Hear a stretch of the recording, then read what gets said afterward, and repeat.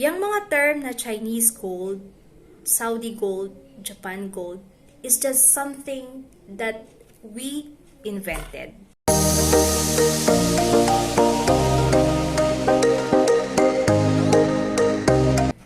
Hello guys! Ayan guys, ito na. Ang pinagtatalunan, ano ba yung mas maganda? Japan gold, Saudi gold, Chinese gold, Italy gold, Turkish gold, or kung ano pang gold na yan. Ayun, so may nag-comment nga na ang gusto daw nilang next topic natin is kung ano daw yung maganda. So sa Pilipinas, pag sinabing Japan gold or Saudi gold, yan ang the best. So ito na, ituturo ko sa inyo. May iba't iba kasing identity yung mga golds na sinasabi. So yung Chinese gold is usually 22 or 24 carats. Kasi sa China, they are looking at gold sa jewelry as an investment more than as a fashion accessory. So yan yung mag-e-explain bakit mahal yung Chinese gold, kasi nga mostly ng alahas nila is gawa sa 22 and 24 carats. But mind you guys, again, nare-remind ko sa inyo, when it comes to everyday use, 22 or 24 carats is not good kasi malambot siya. Namang Saudi gold, ang karamihan kasi guys dito sa Saudi is 21 carats. So, yung 21 carats is sobrang kinang, sobrang bright nung pagka-gold niya.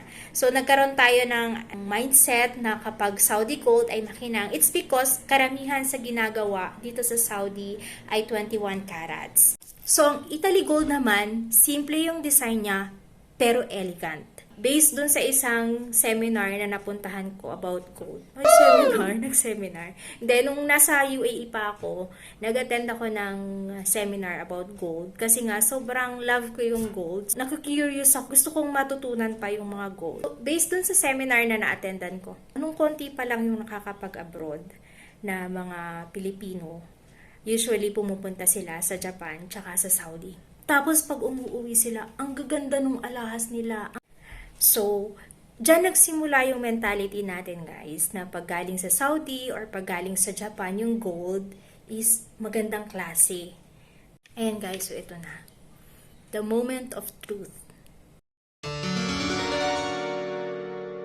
Guys, regardless kung saang bansa nanggaling at anong klaseng gold yan, gold is gold.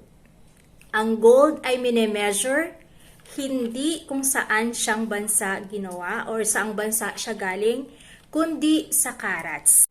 At kung hindi nyo pa napapanood yung first video ko, doon in-explain ko yung mga carats. The only reason why we are hearing Saudi gold, Japan gold, Italy gold, because they are using it as market strategy for marketing purposes. Kasi nagkaroon na tayo ng mindset na pag Saudi gold, Japan gold, magandang klase, mahal. So guys, meron lang 2 factors bakit iba-iba yung kulay ng ginto. Number 1 is depende sa anong klaseng metal yung inihalo doon sa ginto. And pangalawa is gaano kapuro yung ginto sa alahas, yung carats natin. Pero guys, medyo magiging bias lang ako ng konti. Although sinasabi ko na gold is gold, kahit sang bansa pa yan galing. But still, ilalaban ko that Saudi gold, yung gold na talagang binili dito sa Saudi is so much better when it comes to craftsmanship. Kasi sobrang detailed ng mga design at sobrang intricate. Talagang yung ibang alahas pa nga, handmade siya ginagawa. Ang i-advise ko sa inyo, pag bibili kayo ng gold, ang una nyong titingnan, syempre yung carats, pangalawa yung grams, at yung design na gusto nyo. Pag nakita nyo na sakto sa inyo yung kinang, sakto sa inyo yung design, go for it. Kasi gold is gold, regardless kung saang bansa siya nanggaling, kung saang bansa siya ginawa. As long as authentic or real gold siya, it's an investment. Okay guys, kung may mga topic kayo na gusto nyong i-discuss ko, i-comment nyo lang at i-vlog natin yan. And until our next video, thanks for watching. Bye-bye!